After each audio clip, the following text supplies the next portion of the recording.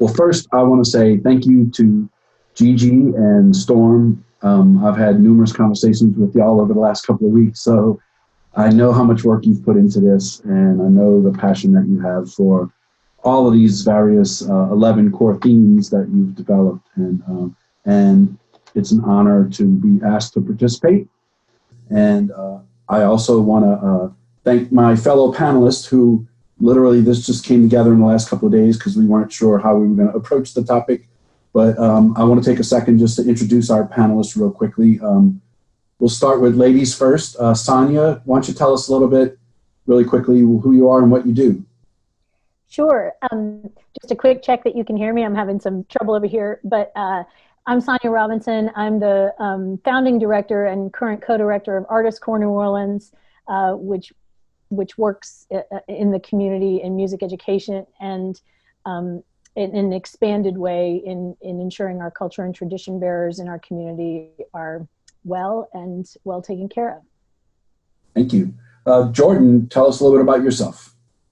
So I'm Jordan Hirsch. I'm the editor of acloserwalknola.com, which is an interactive map of New Orleans music history. It also aggregates archival material. And I'm on the panel today because of work I did for years after Katrina as the founding director of Sweet Home New Orleans, which was a service organization for the music and cultural communities of the city, which Reed Wick was the board president of for many years. Thank you. Renard, thank you for making it. We were looking for this. Gigi's screen threw me off a little bit at first because I'm like trying to raise my hand. I'm like, I'm here, I promise. But good morning, y'all. Renard Bridgewater, community engagement coordinator for the Music, Culture, and Coalition of New Orleans, and like so many different creators within our city and around the world for that matter, wearing several different hats: hip hop band leader, event curator, as well as hip hop DJ over at WWOZ 90.7 FM. So. Awesome. And my name is Reed Wick. I am the membership and industry relations representative for the Recording Academy here in New Orleans. I also wear many hats, including up until March 14th, had been a very active musician. But like a lot of us, I've been out of work as a musician since everything went shut down. And I also serve on the board of Folk Alliance International, which we hosted our conference in New Orleans back in January, which was awesome. And for purposes of this conversation, I spent the first 2 years post-Katrina administering the Music Cares Hurricane Relief Fund. And as Jordan mentioned, was a founding board member and board president for Sweet Home New Orleans in the earliest days. And speaking of, so when Katrina hit New Orleans and the flood, the federal flood, when the levees failed thereafter, it was the first time that in probably anywhere that an entire modern city was wiped out and its vibrant music scene was wiped out at the same time. And one of the things that I think is that helped with this is that, or not helped, but one of the outcomes is that I think the people in New Orleans and people around the world realize that, this is a resource, that the gift that New Orleans has given to the world is our music, and that, it's the first time that it's really been jeopardized to the point where it potentially could not return. And so there were a number of organizations nationally and some locally, some who had been around for a long time.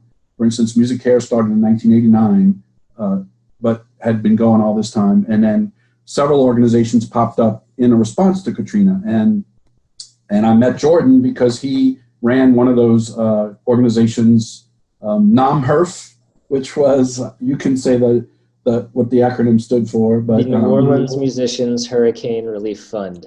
Yeah, there you go. Yeah. So what happened immediately was Jordan and I and representatives of like 14 different relief agencies after Katrina were calling each other on a regular basis saying, do you know this musician? Have you helped them? Can you verify that they're legit? All these kinds of things. And one day we finally got together and started talking about, what could we do to make this an easier process for musicians to apply for assistance from 14 or 15 different relief agencies. And the idea came up to start Sweet Home New Orleans as a sort of centralized case management foundation that would help musicians navigate all the relief agencies. And then it permeated into a number of different iterations. But Jordan, why don't you give us a little taste of really the purpose of Sweet Home and why it got started and how we serve the music community.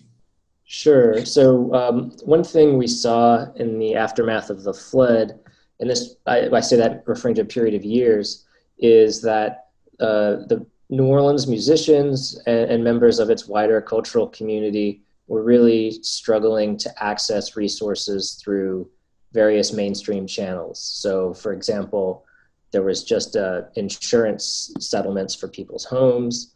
There was the state-run housing program. There were, and then on to relief agencies like Music Cares. We were dealing with a community that was particularly, when you think back to 05, 07, 08, not online in the way that many other people were.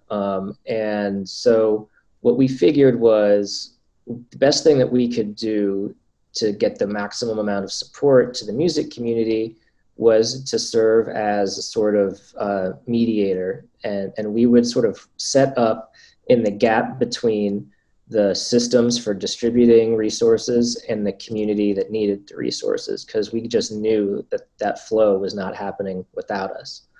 And as Reed said, you know, those interventions changed over time as the systems and the resources changed over time.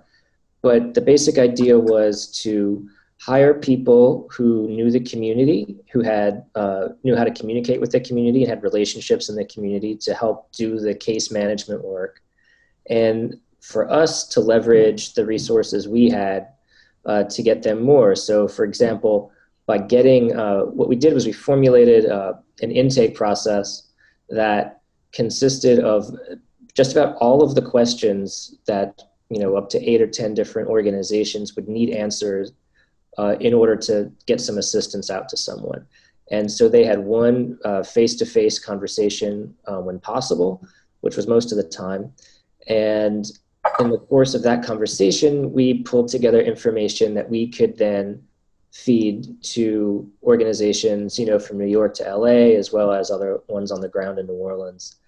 And it simplified what the artists had to do. It also maximized the resources of the partnering agencies, because we weren't duplicating services. We were finding out ways, well, you know, if this person gets a utility bill paid from this organization this month, and then that organization can go ahead and get him a new guitar next month.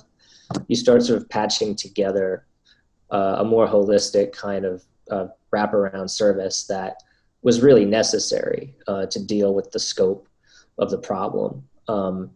And so, yeah, I'll leave it there, Reed, and let you guide us a little farther.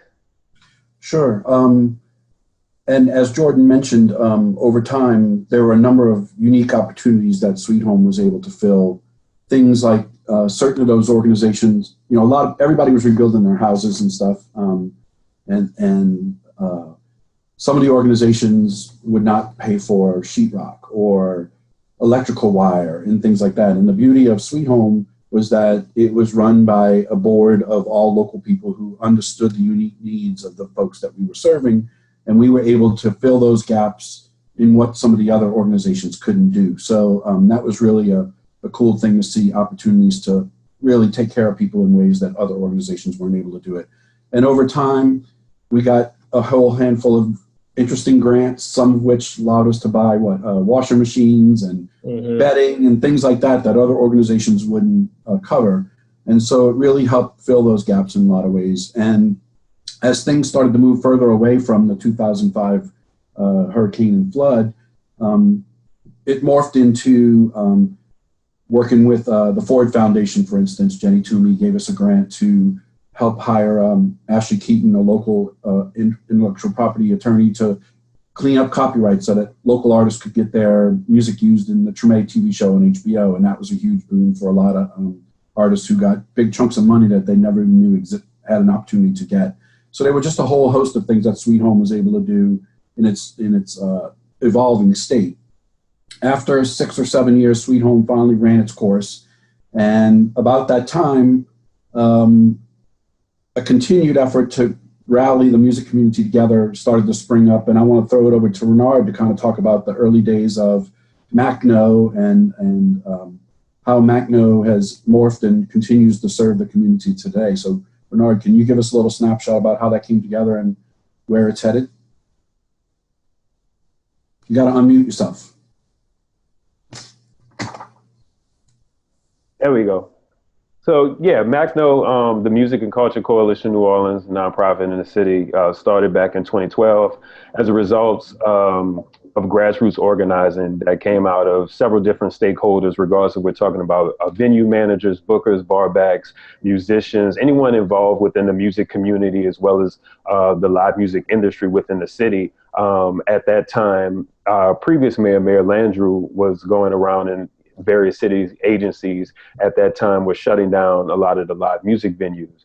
I mean, for folks that have been in New Orleans and have, participated in our culture, it's one that's been grandfathered in for for several decades, if not longer than that, where the official paperwork that I believe our former mayor and his agencies were looking for, none of those venues unfortunately had, because it was something where the culture and the music had been perpetuated for so long at that point in time. It's like we didn't even know we necessarily needed that. So I think that as things had propelled along at that time, trying to get everyone up to speed, as well as just, I think, disseminating information was one of the main things that came out of a lot of that grassroots organizing that was started by Kermit Ruffins, in addition to those various stakeholders that came to the table and came to those various weekly meetings that were taking place. Out of those weekly meetings came the nonprofit that we are now, a small but mighty staff of 3, where we work at the intersection of social justice, policy, and culture. That's a very wonderful way of saying that we advocate with and organize on the behalf of New Orleans-based musicians, street performers, and culture bearers within the city. So we look proactively to be able to provide policy-based initiatives that are going to benefit and continue to perpetuate the things that are important to, our Mardi Gras Indians, to our brass band musicians, to our street performers and various other communities within the city. So that's kind of where we were then in 2012. Where we are now is continuously making sure that those various communities are engaged. I mean, at this time during a global pandemic, I think that we all within this panel have been taking part in a lot of conversations about providing direct and immediate assistance to those within our cultural community. And that's something that we've been thankfully doing for like maybe the last 2 or 3 weeks now, where we're literally getting on the phone. We're doing an intake process with everybody from visual artists to jewelry makers to brass band musicians to street performers, a very quick 8 to 10 minute intake process, getting their information and directly, obviously with social distancing being a thing right now, sending those funds to them, either PayPal, Venmo, or Cash App. So it's, wonderful to be able to not also connect with those individuals, but our elders as well. Shout out to Jordan for a wonderful conversation I had with Chuck Beatty the other day, which was, just being able to do that and do that type of work on behalf of the community is something that I think that is poignant and, also beneficial mutually for us as well. So that's kind of where we are from 2012 within the interim and then now in 2020. Awesome. Thanks.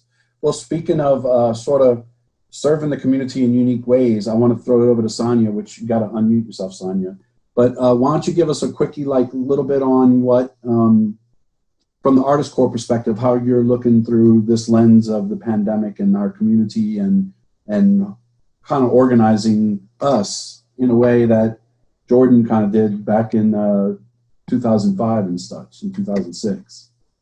Yeah, thanks, Reed. I mean, just a little context, it's like, how's this music education organization engaged in this work of sort of bringing the community together to move forward, both that direct relief that Renard's talking about, and certainly MACNO is our strongest partner in that work, but also the big picture stuff that we all need to know that's going to be about measuring and evaluating, assessing long-term impact. So how do we both be incredibly responsive in the moment and enable those organizations like MACNO that are doing that immediate aid, and the New Orleans Musicians Clinic and others to do their work in an excellent way right now and in a responsive way right now, but also really take a bigger picture of how this is impacting us as an ecosystem of music and culture, and how that impacts our individuals, our organizations, our businesses, and what that means for the future of New Orleans, honestly, because without musicians and culture bearers, we are not New Orleans. they're the heart of who we are as a city. And so, years ago, I've worked with all of y'all. I said earlier, I can't think of a group I'd rather talk to, but in 2009, we started to form Artist Corps as a response to the fact that music education in schools was almost non-existent 4 years after the federal flood. And we also were in dire danger of losing our artists and culture bearers in the community because they were having to go to Baton Rouge or Texas or Wisconsin or wherever to be able to make their income and be able to support their families. And so we came up with a model that placed musicians as teachers, both propelling excellent music education and ensuring that economic piece for our artists and culture bearers.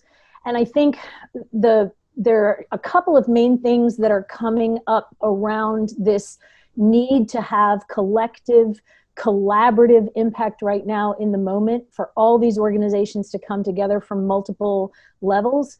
One is that we need to provide both direct aid and necessary replacement income streams. We need to have, that's both sides of that. We also need to have both the immediate and the long term, that we're looking at recovery for our community. And we're kind of looking at that right now in 3 phases. What do we need to do right now for assistance? What is this re-entry kind of period going to look like that none of us really know how to navigate right now? What's going to happen when we can reopen clubs? How big are those audiences going to be? How viable are those income streams going to be? And then long-term, how we look at a larger view of recovery. So we're just doing a lot of work right now in creating as big a tent as possible for all those organizations that are serving these musical and artistic communities to strategize about how to best do that work. And for right now, that's a real acknowledgement that data is going to drive both how we're able to serve in the moment and how we're able to tell the story of impact and recovery. And we're really kind of in that space right now of bringing together those communities. Awesome, thanks. And that's a perfect segue because 2 panels back, panel number 34, I don't know if any of you all got to see it, but I watched it. It was a panel on how data is collected and how it's pushed, used for local action and the recovery efforts. And it was covered several continents, so it was a really interesting panel. And as Gigi mentioned, it's going to be recorded. So I wanted to kind of touch on, because it really, in the end, for Sweet Home New Orleans, was a core piece of what Sweet Home was able to do to collect data from the standpoint of being able to report the status of the community, but also that data has been sort of pushed through to MACNO.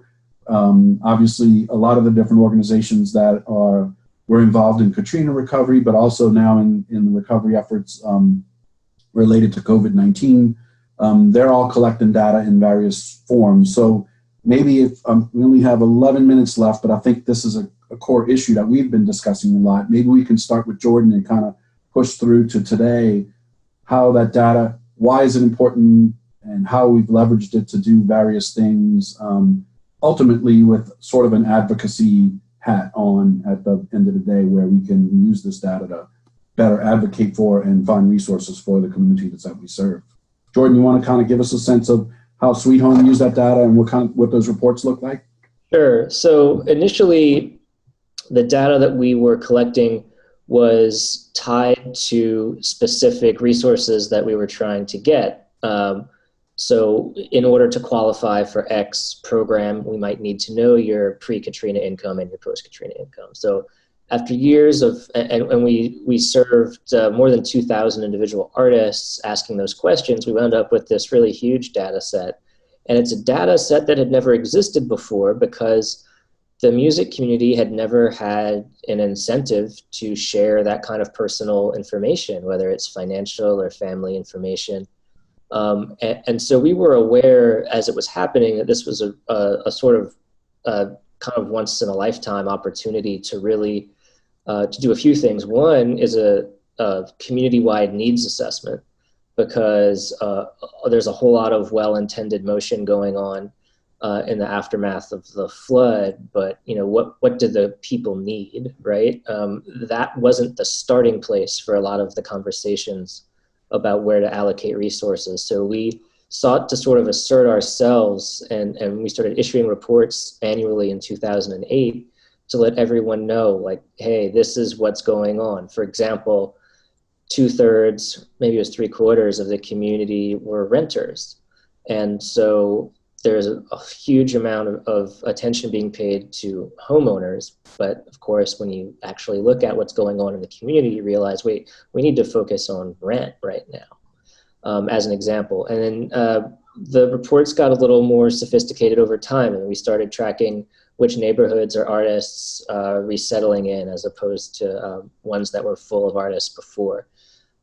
Everything from healthcare, health insurance status, to needs for legal services. And so we saw an opportunity to inform our programming. We built programs based around the information that we were collecting from our clients. And we also wanted to sort of educate the general public about what was going on.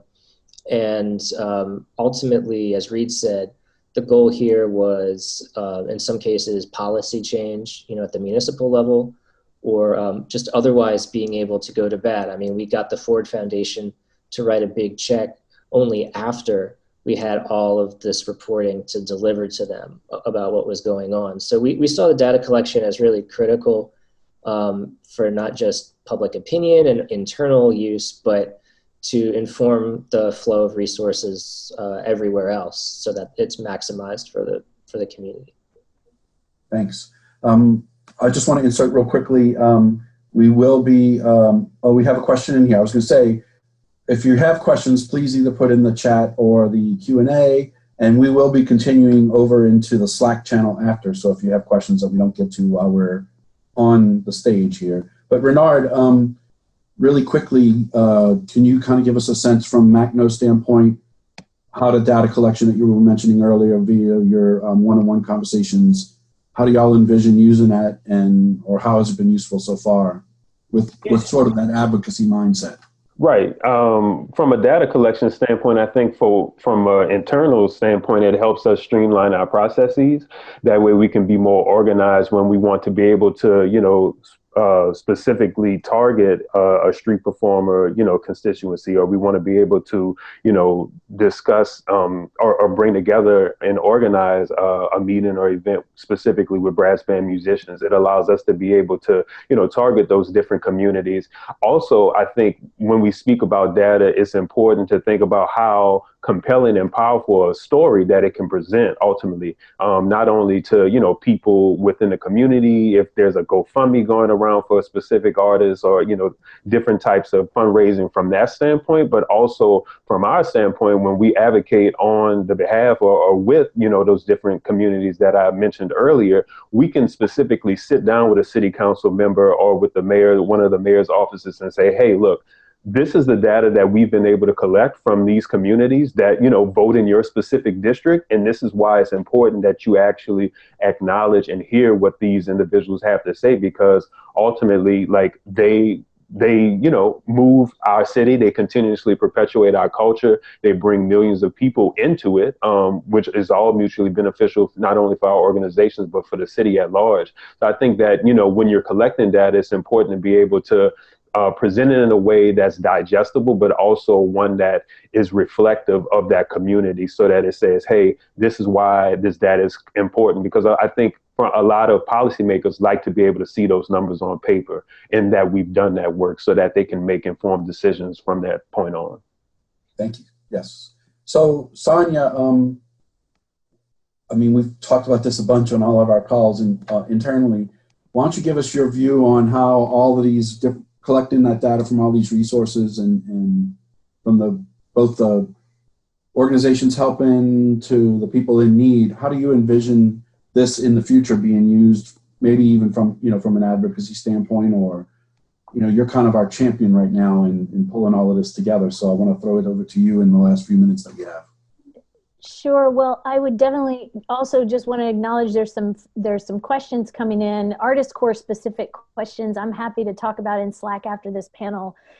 Really kind of where we are is positioned in a unique way because we're kind of data wonks ourselves. Like we much like Jordan was saying, we got to a place where we couldn't get investment into music education in New Orleans because nobody knew what was happening in the schools. And so we started collecting that data to be able to show it out. And that's a whole other conversation. But we also have been in this space for about 12 years and have these relationships. And I think something implicit in what both Jordan and Renard and you too, Reed, have said is that we can't talk about data without talking about relationships. That actually that is what is driving our ability to collect and our impulse to collect right now. And that you know, even in conversations with other cities, with colleagues in Nashville and kind of other music cities, it's like we all know that a cold survey goes out to collect data and there may be a 20 or 30% return on it. It's not coming back. That doesn't tell us the story. So it's only by leveraging the relationships that organizations have built over time, over decades in some cases, that we can create accurate pictures of exactly what those needs that Jordan and Renard are bringing up are. And so right now we're in a process of sort of norming and forming as a community and a collaborative of saying, what do we need to know to be able to serve people? What are we going to need to know to be able to move us forward in telling that story, as Renard was saying, and how do we best get that? One really sort of granular example is that we don't have a database of all the musicians and culture and tradition bearers. Again, like Jordan was saying, we don't have that right now. How do we get that quickly so that we can then figure out how to make sure no one is falling through the cracks and the safety net? And so we're saying, as multiple organizations coming together, yes, let's build a database as fast as we can of everyone that we know that is in this cultural space, who are the individual artists. But the way to do that is not for us all to dump our emails and contacts on all those people into a big database, because that eviscerates the relational part of this. Instead, it's for us to collect all those names and what that person's cultural information might be in terms of their artistic discipline or their instrument, right? But we each hold on to those emails and phone contacts until we can go back to those people and say, hey, we have relationship.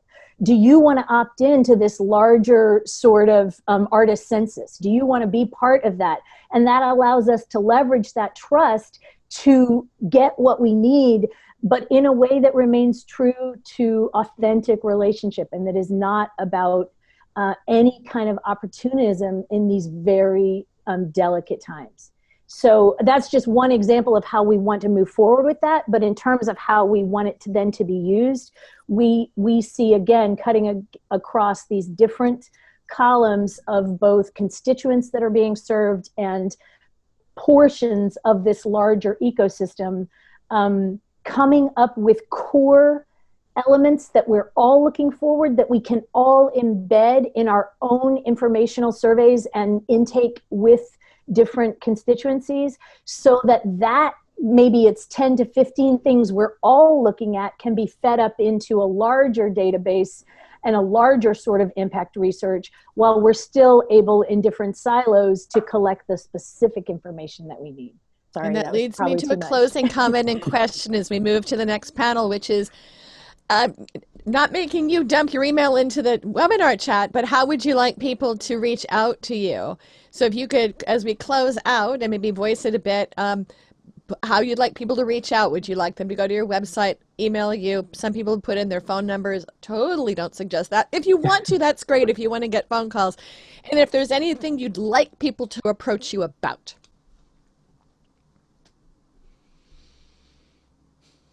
Nothing. Leave me alone. I'll put my email if anybody has any questions, and then we're going to move over to the Slack channel. So if anybody wants to continue the conversation for a little while, we can. Oops, I put it to only. Yeah, I think we can all drop that in there. We can all drop our contact information into that Slack channel too. Cool. Okay.